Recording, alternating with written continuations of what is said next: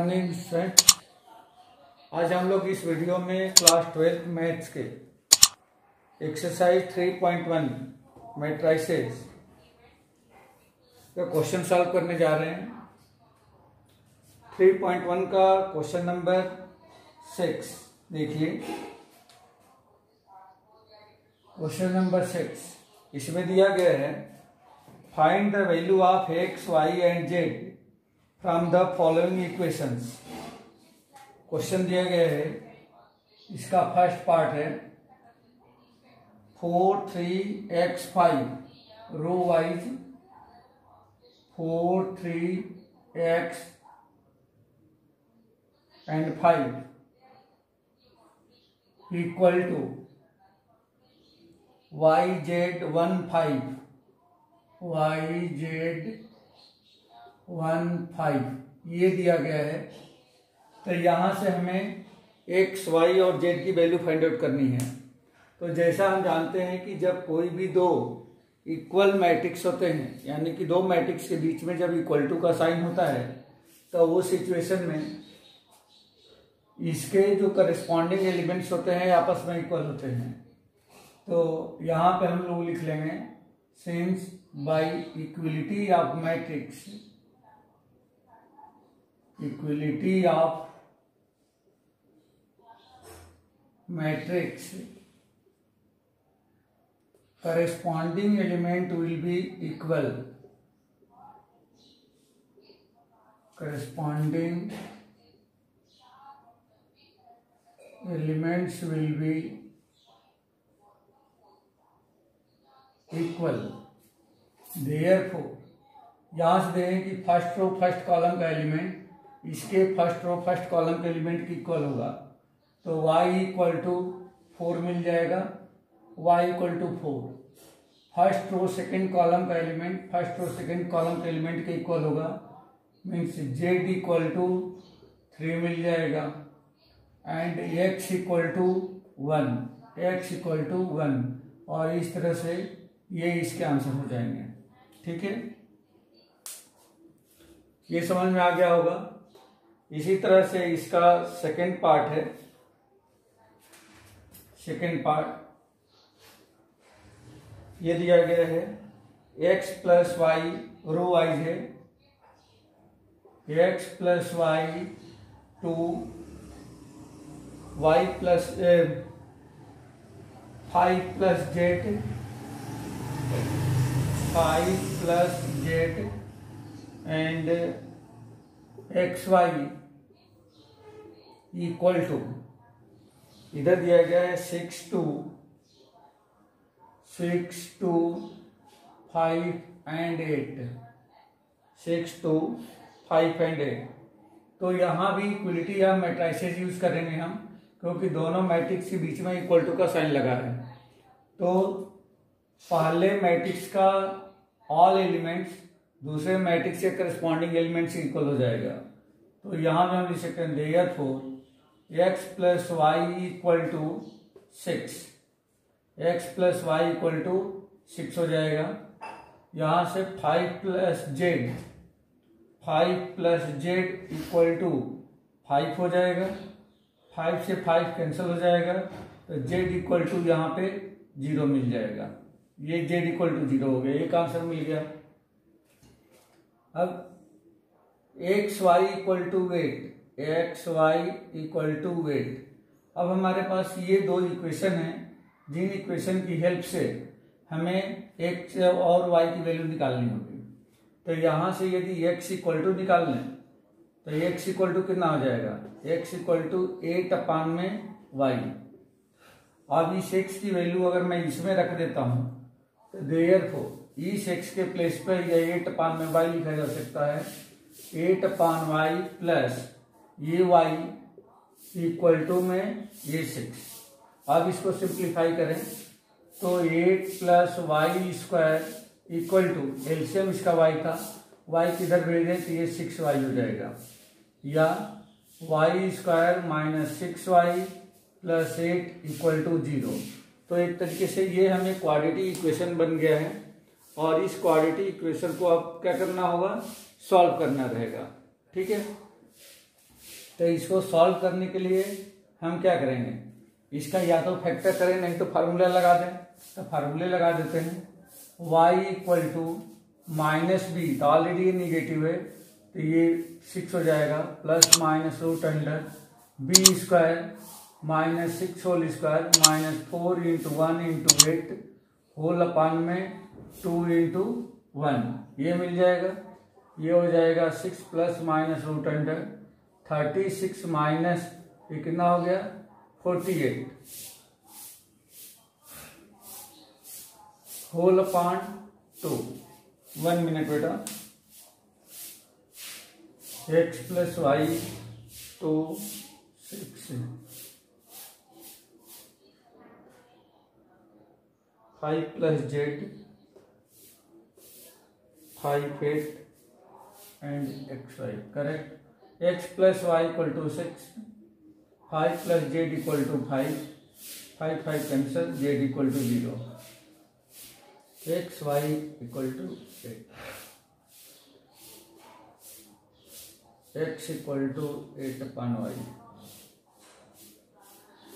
on the place of x 8 upon y plus y equal to 6,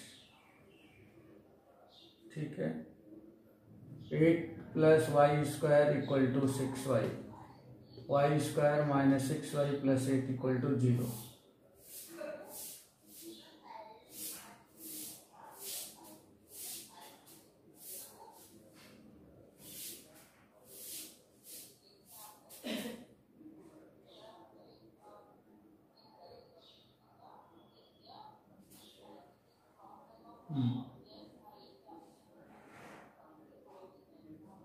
अगर इसका factor ही कर देते, अगर फैक्टर कर देते हैं तो क्या बनेगा, y square minus 2y minus 4y plus 8 equal to 0, minus 2y minus 4y minus 6y and इन दोनों का प्लस का 8, ठीक है। तो यहाँ से y common, y minus 2 minus 4 common, y minus 2 equal to 0, या y माइनस 2 कॉमन, ये हो जाएगा y minus 4 equal to 0। Therefore y minus 2 equal to 0 और y minus 4 equal to 0, therefore y equal to 2 और y इक्वल टू 4। तो यहाँ पे y की दो वैल्यू मिल गई, या तो y इक्वल टू 2 होगा या तो y इक्वल टू 4 होगा।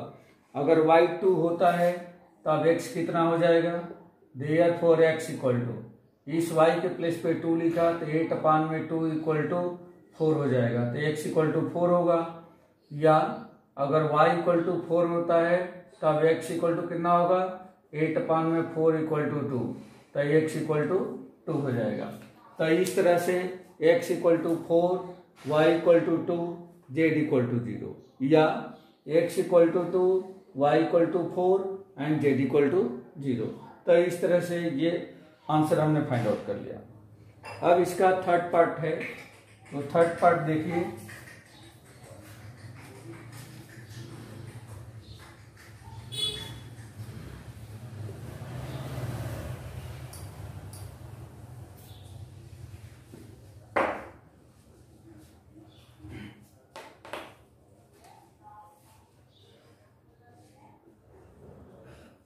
Third part of this question,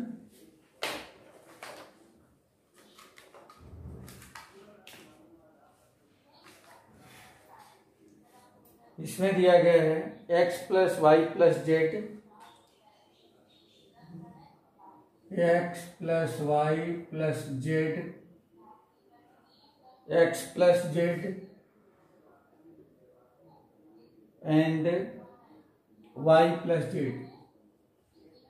इसमें सिर्फ एक ही कॉलम है, इक्वल टू जो दूसरा एलिमेंट है 9 5 7, 9 5 एंड 7, ये ऐसा दिया गया है। अब इसको हमें सॉल्व करना है, तो ये कितना होगा,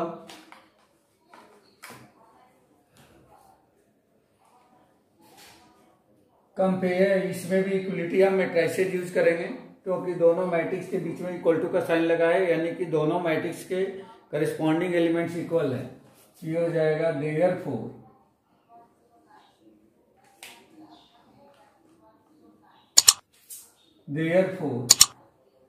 x plus y plus Z equal to 9, x plus Z equal to 5 and y plus Z equal to 7। ये ऐसे इक्वेशंस बन गए। अब इन इक्वेशन को हमें सॉल्व करना है। तो यहाँ से अगर z इक्वल टू या x इक्वल टू निकाल दिया जाए तो x इक्वल टू कितना हो जाएगा 5 माइनस जेड, और यहाँ से y इक्वल टू यदि निकाल दिया जाए तो y equal to 7 minus z हो जाएगा। x और y की वैल्यू आप इस इक्वेशन में रख दो, तब ये हो जाएगा देयरफॉर इस x के प्लेस पे 5 माइनस जेड प्लस y के प्लेस पे 7 माइनस जेड प्लस ये z तो ऑलरेडी है इक्वल टू 9, z से z कैंसिल हो जाएगा। इस z को इधर में दो तो माइनस जेड इक्वल टू 9 और 5 9 12 हो जाएगा। 12 को उधर भेजें तो ये हो गया -12 इक्वल टू हमें मिल गया कितना -3। माइनस से माइनस कैंसिल हो जाएगा तो जेड इक्वल टू हमें मिल गया कितना 3 आ गया। इस जेड की वैल्यू अगर इसमें रख दो तो therefore x equal to 5 minus 3 equal to 2, तो x इक्वल टू मिल गया 2, और इसी z की वैल्यू अगर इसमें रख दिया जाए तो y मिल जाएगा एंड y इक्वल टू, तो ये हो जाएगा 7 माइनस 3 इक्वल टू 4, तो y इक्वल टू मिल गया हमें 4। तो यहाँ पे हमने देखा कि x equal to 2, y equal to 4 and z equal to 3, ये इसका आंसर हो गया। ठीक है, तो इस तरह से ये क्वेश्चन नंबर 6 डन हो गया। अब इसमें क्वेश्चन नंबर 7 दिया है।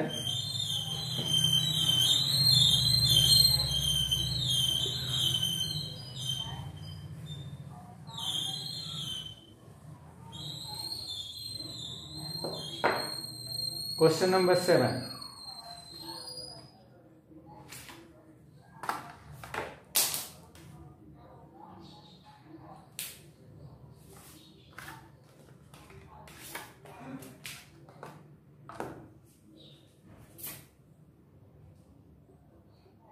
क्वेश्चन नंबर 7 ये दिया गया, find the value of a b c and d. Find a b c and d. Question है, दो मैट्रिक्स दिए गए हैं। First matrix a minus b 2a plus c 2a plus c 2a minus b 2a minus b and 3c plus d 3c plus d equal to -1 5 and 0 13 0 13। तो इन दोनों matrix के बीच में equal to का sign है, इसका मतलब कि इसमें भी इक्वलिटी या मैट्रिसेस की प्रॉपर्टी यूज हो जाएगी, मीन्स इसके करस्पॉन्डिंग एलिमेंट्स आपस में इक्वल होंगे। तो ये हो जाएगा therefore a minus b equal to -1 2a plus c 2a plus c equal to 5 2a minus b equal to 0 and 3c plus d equal to 13। ये 4 इक्वेशन बन गया, 1 2 3 एंड 4। आप यहां से चाहो तो b की वैल्यू निकाल सकते हो, तो ये b को ट्रांसफर करें तो पॉजिटिव हो जाएगा, कुल मिला के b इक्वल टू मिल जाएगा 2a। इस b की वैल्यू फर्स्ट इक्वेशन में रख दें तो देयरफॉर फ्रॉम 1 a माइनस और b के प्लेस पे लिख दें 2a इक्वल टू -1, या यहाँ से हो जाएगा -a इक्वल टू -1 और a इक्वल टू 1, तो ये हमें मिल गया a इक्वल टू 1। पहला a की वैल्यू अगर इसमें रख दिया जाए तो देयरफॉर b इक्वल टू मिल जाएगा 2 इंटू 1 इक्वल टू 2, तो b इक्वल टू 2 मिल गया। इस b की वैल्यू a की वैल्यू अगर इक्वेशन 2 में रख दिया जाए, put a equal to 1 in equation 2, therefore 2 में रखें तो 2 into 1 plus c equal to 5, therefore c equal to 5, 2 into 1 2 transfer कर दें तो -2 इक्वल टू 3, तो c इक्वल टू हमें मिल गया यहाँ पे 3। c की वैल्यू इक्वेशन 4 में रख दिया जाए, d मिल जाएगा। Therefore from 4th 3 into on the place of c put 3 plus d equal to 13, therefore d equal to 13, 3 3 या 9 को ट्रांसफर करें, -9 इक्वल टू 13 माइनस 9 कितना हो गया 4, तो d इक्वल टू कितना आ गया 4। तो देयरफॉर हमें मिला a equal to 1, b equal to 2, c equal to 3 and d equal to 4। ये आंसर हो जाएगा। ठीक है बेटा,